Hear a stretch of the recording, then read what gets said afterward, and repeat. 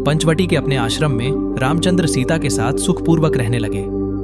एक दिन जब राम और लक्ष्मण वार्तालाप कर रहे थे तो वहां पर अकस्मात रावण की बहन शूर्पणखा नामक राक्षसी आ पहुंची।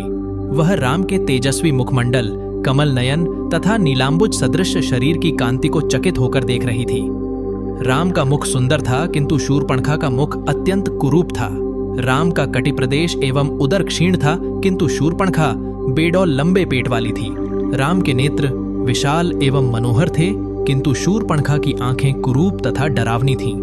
राम की वाणी मधुर थी किंतु शूर्पणखा भैरवनाद करने वाली थी। राम का रूप मनोहर था किंतु शूर्पणखा का रूप विभत्स एवं विकराल था। उन्हें देखकर उसके हृदय में वासना का भाव जागृत हो उठा।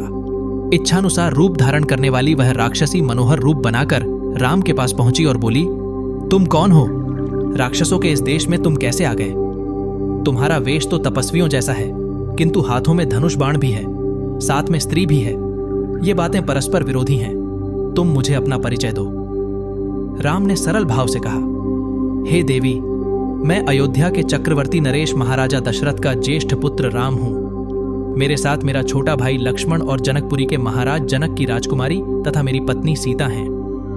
पिताजी की आज्ञा से हम 14 वर्ष के लिए वनों में निवास करने के लिए आए हैं। यही हमारा परिचय है। अब तुम अपना परिचय देकर मेरी इस जिज्ञासा को शांत करो, क्योंकि मुझे प्रतीत होता है कि तुम कोई इच्छानुसार रूप धारण करने वाली राक्षसी हो। राम के प्रश्न का उत्तर देते हुए वह राक्षसी बोली, मेरा नाम शूर्पणखा है। मैं लंका के नरेश परम प्रतापी महाराज रावण की बहन हूँ। समस्त संसार में विख्यात विशालकाय कुंभकर्ण और परम नीतिवान विभीषण भी मेरे भाई हैं। वे सब लंका में निवास करते हैं। पंचवटी के स्वामी अत्यंत पराक्रमी खर और दूषण भी मेरे भाई हैं। संसार में शायद ही कोई वीर ऐसा होगा जो इन दोनों भाइयों के साथ समरभूमि में युद्ध करके उन्हें पराजित कर सके। मैं सर्व प्रकार से संपन्न हूँ और अपनी इच्छा तथा शक्ति से समस्त लोकों में विचरण कर सकती हूँ। यह तुम्हारी पत्नी सीता मेरी दृष्टि में कुरूप, ओछी, विकृत मानवी है और तुम्हारे योग्य नहीं है।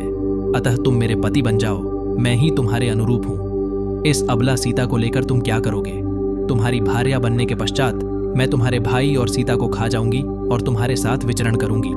उसके प्रस्ताव के उत्तर में राम मुस्काते हुए बोले, भद्रे, तुम देख रही हो कि मैं विवाहित हूं और मेरी पत्नी मेरे साथ है।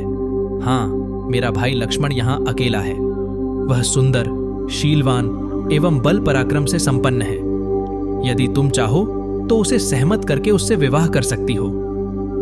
राम का उत्तर सुन शूर्पणखा ने लक्ष्मण के पास जाकर कहा, हे राजकुमार, तुम सुंदर हो और मैं युवा हूं। तुम्हारे इस सुंदर रूप के योग्य मैं ही हूं, अतः मैं ही तुम्हारी परम सुंदरी भार्य हो सकती हूं। मुझे अंगीकार कर लेने पर तुम मेरे साथ इस दंडकारण्य में सुखपूर्वक विचरण कर सकोगे। शूर्पणखा के इस विवाह प्रस्ताव को सुनकर वाक्पटु लक्ष्मण ने कहा, सुंदरी, मैं राम का एक तुच्छ सा दास हूं। मुझसे विवाह करके तुम केवल दासी कहलाओगी। अच्छा यही है कि तुम राम से ही विवाह करके उनकी छोटी भार्या बन जाओ। तुम्हारा रूप सौंदर्य उन्हीं के योग्य है। लक्ष्मण के परिहास को न समझकर शूर्पणखा ने उसे अपनी प्रशंसा समझा। वह पुनः राम के पास जाकर क्रोध से बोली, हे राम, इस कुरूपा सीता के लिए तुम मेरा विवाह प्रस्ताव अस्वीकार करके मेरा अपमान कर रहे हो।